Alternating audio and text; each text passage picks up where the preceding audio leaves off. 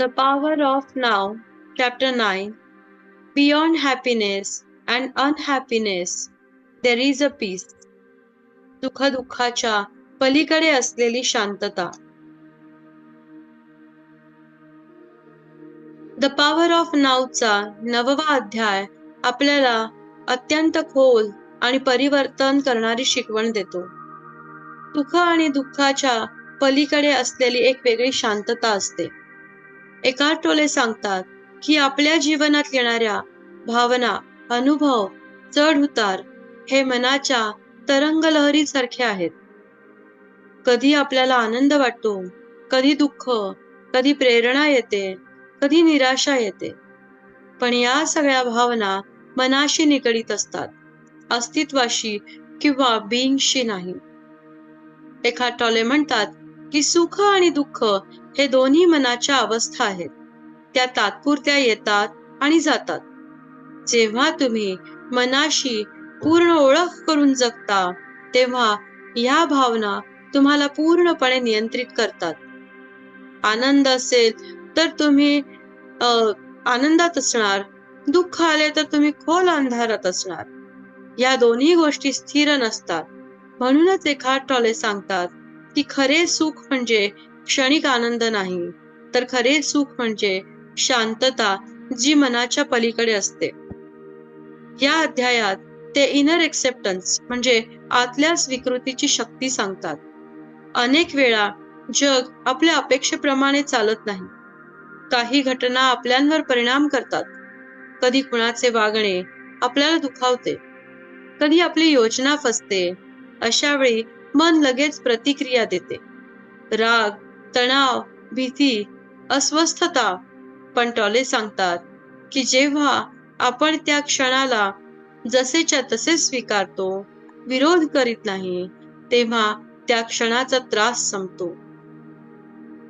जे आहे त्याला तसे होऊन देणे हे शांततेचे पहिले पाऊल आहे.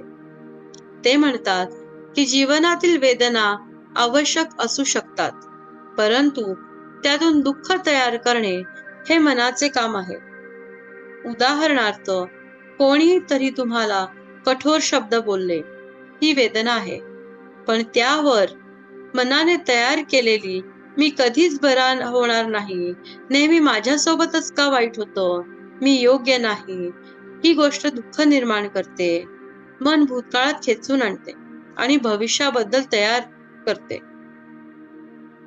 भविष्याबद्दल भीती तयार करते आणि आत्ताचा क्षण दूषित करते. एकार्ट टोले सांगतात की तुम्ही जेव्हा वर्तमानात उपस्थित राहता, तेव्हा तुम्हाला जीवनातील बदलांचा परिणाम होत असला तरी तुमच्या आतील शांततेला त्याचा धक्का बसत नाही. बाहेरचे सुख दुःख समुद्रासारखे उतार चढाव मिळवतात, पण तुमची उपस्थिती म्हणजे खोल समुद्रतळ असतो, शांत, स्थिर, न हलणारा. या अध्यायात ते जॉय आणि पीस मधला फरक स्पष्ट करतात. जॉय म्हणजे आत्ताच्या क्षणामध्ये येणारा सहज नैसर्गिक आनंद, जो उपस्थितीतून जन्म घेतो. पीस म्हणजे अगदी खोल, अचल शांतता, जी बाह्य परिस्थिती कशीही असली तरी ती कायम राहते. जेव्हा तुम्ही सतत बाह्य गोष्टीमध्ये सुख शोधता, लोक, पैसा, यश, कौतुक, तेव्हा ते मिळाले तर आनंद, न मिळाले तर दुःख. पण जेव्हा तुम्ही आतल्या अस्तित्वात सुख शोधता, तेव्हा कोणत्याही बाह्य बदल तुमच्या शांततेला स्पर्श करू शकत नाही. पुढे टोले सांगतात की शांतता ही भावना नाही, ती अवस्था आहे. भावना बदलतात, पण शांतता कायम असते. उपस्थितीमध्ये राहणे म्हणजे या शांततेशी जोडले राहणे.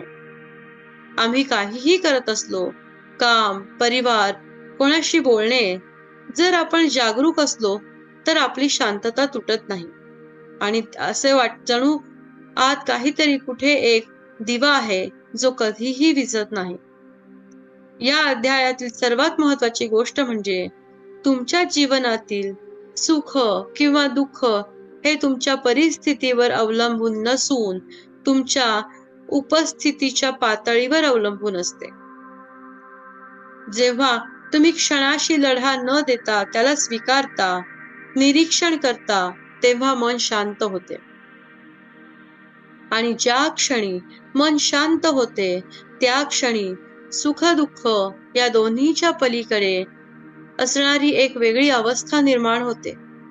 एक विशाल, स्थिर, निर्विकार शांतता. शेवटी एखार्ट टोले सांगतात की peace is not something to achieve, peace is what remains when the mind becomes silent. जेव्हा मानसिक आवाज थांबतो, अपेक्षा थांबतात आणि आपण पूर्णपणे वर्तमानात जगू लागतो, तेव्हा जीवन स्वतःच शांत, सुंदर आणि अर्थपूर्ण होते. धन्यवाद.